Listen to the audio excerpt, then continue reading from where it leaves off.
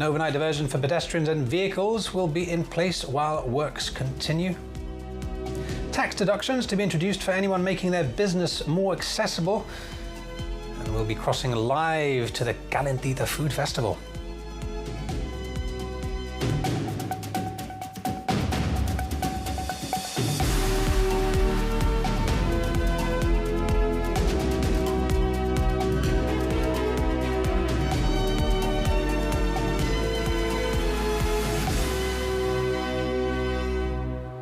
Good evening. Commercial goods entering Gibraltar after the treaty comes into effect will still have to go through customs controls even once the border becomes more fluid for pedestrians. That's one of the key messages in a new set of frequently asked questions on business published by the government on the implementation of the treaty. There will be measures in place to protect local businesses and prevent Spanish businesses from masquerading as personal sellers online or on Facebook. The guidance says only goods brought into Gibraltar in personal luggage and genuinely for personal use or as gifts will be able to avoid commercial customs processes and transaction tax. It says a small trader bringing goods from Spain into Gibraltar to sell would not qualify as personal shopping, even if the goods are low in value or small in quantity. The same would apply to online or Facebook sellers sourcing goods from Spain. For the first 3 years of the treaty, personal goods over certain allowances will still have to be declared and may be subject to transaction tax. These allowances include the sterling equivalent of €300 for goods brought in by land, €430 by air or sea, or €175 for those aged 15 or under. After the first 3 years, those thresholds will no longer apply to goods brought from the EU into Gibraltar, provided they are genuinely for personal use. The FAQs also say Spanish retailers and delivery operators will not be able to use the open border to deliver commercial goods into Gibraltar while simply charging Spanish VAT. The government says commercial goods will have to comply with the treaty's import and transit rules and undergo customs controls. Enforcement will fall to customs, the driver and vehicle licensing department and the Office of Fair Trading, with penalties to be set out in legislation. The government also confirms airport duty-free sales for passengers travelling to non-EU destinations, including the UK, will remain free of transaction tax. Duty-free will not be limited to tobacco and alcohol, but may also apply to other goods that would normally attract transaction tax. Minister for Business, Gemma Arias-Vasquez, says the FAQs bring together detailed and technical questions raised by businesses and will help them understand how the new arrangements are expected to operate.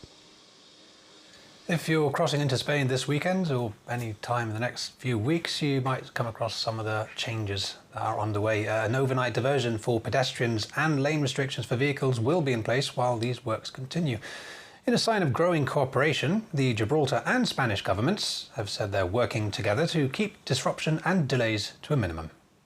Pedestrians travelling in either direction on both Friday and Saturday nights will be diverted through the vehicle exit route between 9 p.m. and 7 a.m, while frontier infrastructure dismantling works continue. Drivers could also face some delays during the day. The vehicle entrance into Gibraltar will also be reduced to a single lane. A scaffolding remains in place for the removal of the frontier canopy. Gibraltar and Spanish authorities have agreed measures aimed at keeping queues to a minimum. The overnight diversion and lane restrictions are expected to end by Sunday night, with both vehicle lanes due to reopen in time for Monday morning traffic. And the updated residency rules, Cat 2 thresholds and the latest guidance for customs were all topics of debate in last night's Viewpoint, while Minister for Business Gemma Arias-Vasquez said there had been widespread consultation with the government working at speed. Shadow MP Craig Sacarello claimed there remained a great deal of concern and uncertainty. Meanwhile, business groups on the panel reacted to the measures, raising concerns about the minimum salary requirements. You know, recruitment is a challenge in Gibraltar. That is what businesses day-to-day experience. And it is particularly, I think it's going to be becoming more challenging with this criteria, which the government itself admits is stricter than what we used to have. It's going to become more challenging. And there are going to be many, many people who fall outside the objective criteria for residency that this paper sets out. So there's going to be many people that do not meet the earnings threshold. That average earnings threshold is high.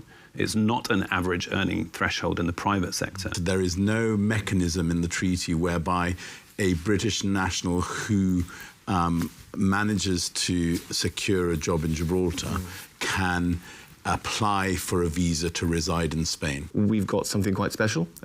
We need to protect it. We need to make sure that we grow it sensibly, as opposed to potentially opening the lever, so to speak, dramatically and finding lots of people coming over, which we're then stuck with insofar as having to look after. And it's the exercise of discretion which is of concern, because whilst that on paper is perfectly reasonable, in practice, the experience is that any exercise of discretion takes time. And when you're competing for employees, you risk losing them. And that is precisely the experience of our members. And this was really, really brought to my attention last week in this panel. It would be very important for us to understand the overall modelling of how this is going to impact our economy, because it really is going to have an impact on people coming here to work, people who stop working here and start businesses, people who come here for one reason and decide that Gibraltar is the place they want to stay. We would very much like to see the modelling they have done on best, mid and worst case scenario in terms of transaction tax and excise collection over the next 5 years. Because if they've done that, that would be very good guidance for us to know what they're expecting in terms of the direction of the economy in certain sectors. I've recently spoke to various different people across the sectors, and they are very, very worried about the mammoth task ahead. There remains a lot of uncertainty, procedural uncertainties, commercial uncertainty, and legal uncertainties. Even with the guidance that's been published? Even with the guidance, yeah. They do not believe that there's been full consultation and that the town halls to come will necessarily cover all of it. And it is the government's unequivocal responsibility to ensure that present businesses, apart from the future economy, that present businesses are allowed to survive, to adapt, and to grow as business. There are discretions, but the discretion isn't going to be applied on a case-by-case basis. So if a specific sector comes to us, as indeed they already have, and says this doesn't apply for these reasons and it's accepted, then it's not a person-by-person discretion. It's a sector-wide discretion that the Chief Minister will be able to accept on a sector basis. So the delays that he's talking about won't necessarily be there, because once the discretion is exercised for a sector, it will be implemented for that sector. What we're doing is remarkable in the face of a treaty which is groundbreaking. We are now trying to take everyone through it. And of course businesses are nervous. And of course we will do everything in our power to take business through that transition period and issue all the guidance that they need. But it's not having a coffee in business with some mates. It's actually going through the detail of the treaty and going through what businesses need. It's taking businesses through town halls, waiting for all the questions that they have, receiving all their FAQs and answering all their FAQs. So I believe that we are trying to do everything possible at a pace whilst we are negotiating the admin arrangements and everything else in order to deliver the certainty at the point in time that we need it. So it's a very difficult job, but we really are working full throttle to try and deliver it. Some news from the UK, where Andy Burnham has won an emphatic victory in the Makerfield by-election. He got 55% of the vote to Reform's 35%.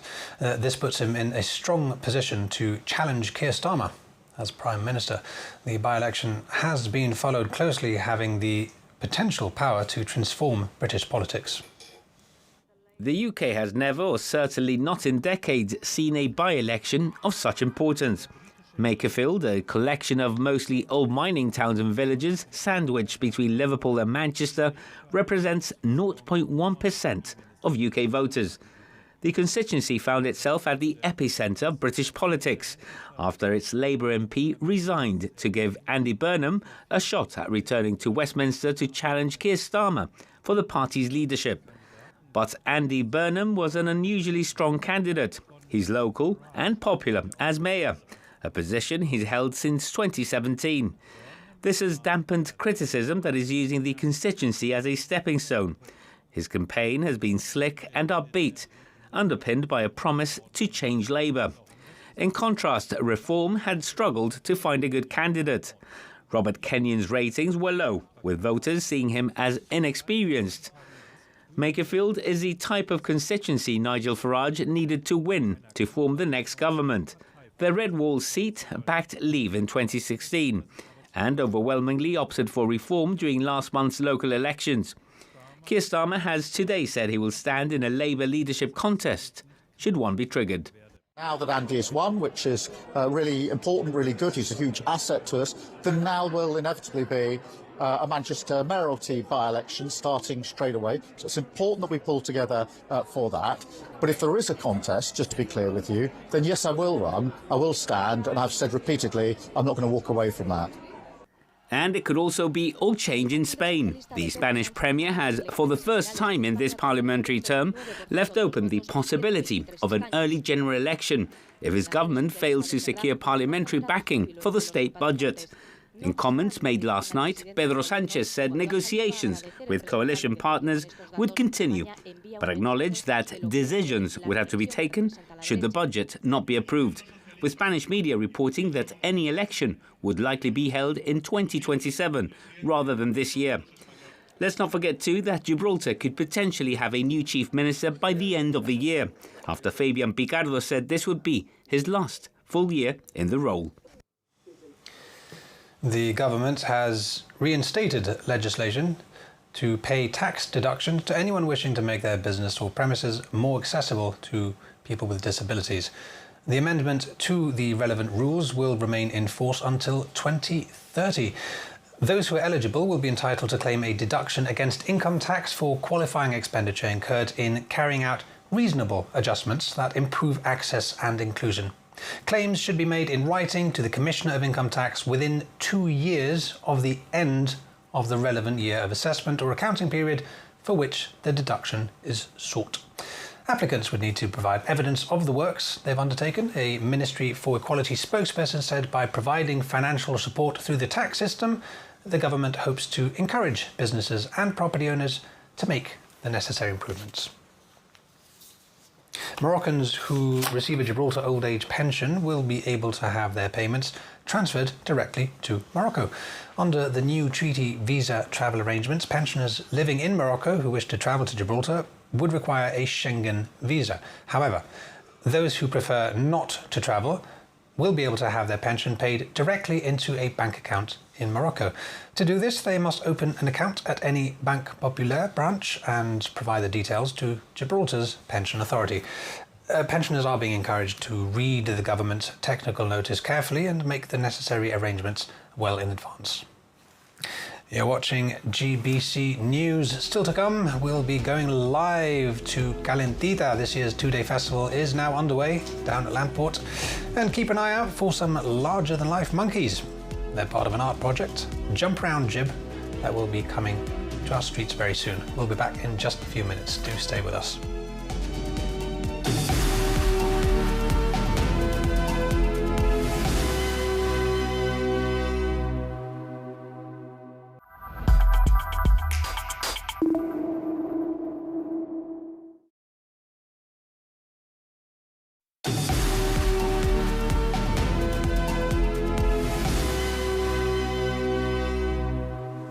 Welcome back. Calentita is getting warmed up. Gibraltar's food festival has a new home this year. Landport is hosting 2 days of street food, drinks and live entertainment. Robin Shepard-Capurro and Andrea Olivares will be bringing you closer to the action in a live programme directly after this bulletin. But let's have a sneak peek now. Robin, how's it looking?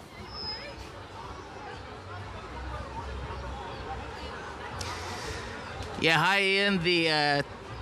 2026 Calentita Festival, Food Festival is finally here. We've been gearing up for it for weeks, if not months, and the night has finally arrived. A reminder, of course, that it's, for the first time ever, a 2-day event as well. So if you can't make it down tonight, there's always tomorrow as well.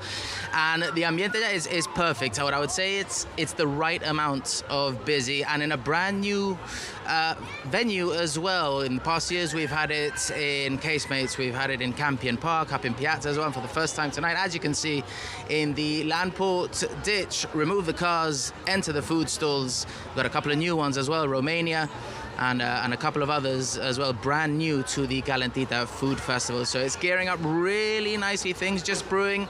I couldn't resist a few mouthfuls myself. I promised myself I'd wait until after we went live, but I broke that promise. And just a matter of minutes ago, actually, a guy walked past, looked me dead in the eye and said, "What a night." Forcefully. Whether that was inspired by 2 or 3 beers, it's not for me to say. But what a night indeed, and it's only just begun. Okay, thanks for that, Robin.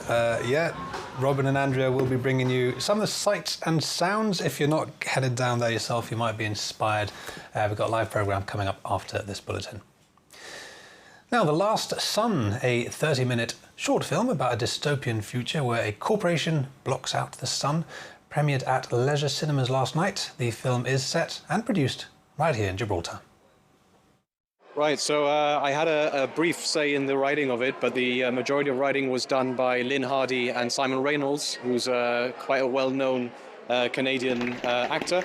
The film essentially is about a world where the sun has been purposefully blocked by the government, and in Gibraltar there's a strange anomaly that allows the sun to shine through.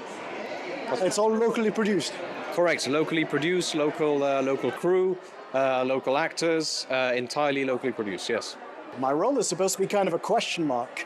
You see, the main character over here, Lena, she plays a scientist over here who convinces everybody in Gibraltar that the sun is not deadly. Now, out of fear, they flock underground. So she is left alone, stranded. Her own husband and daughter have left underground also. Time jumps forward 8 years later. Suddenly, a stranger, played by yours truly, washes ashore. She's going to be introduced to somebody who does not have a scientific background, but may still have all the answers that she seeks. Okay, I'm the producer, the writer, and I play Lena in the film, so I'm the lead actress also. Okay, and tell us what your protagonist, what her role is in this movie. So the role is to bring back the sun to the world. I play a scientist, and the whole world is in darkness now. And Lena is building a machine that can bring back the sun to the world. So that's what I'm doing. Local artists, schools and organisations are taking part in the recently announced project that'll see 10 1.5 metre tall macaques placed around the rock as part of a monkey trail. Jump Around Gib is looking for sponsors for these macaques, which will feature at strategic locations for a year. Our reporter Clara Hernandez spoke to local artists as they started painting their macaques and asked how it felt to be part of this project. It's a privilege, and it's daunting because it's a process I've never done before.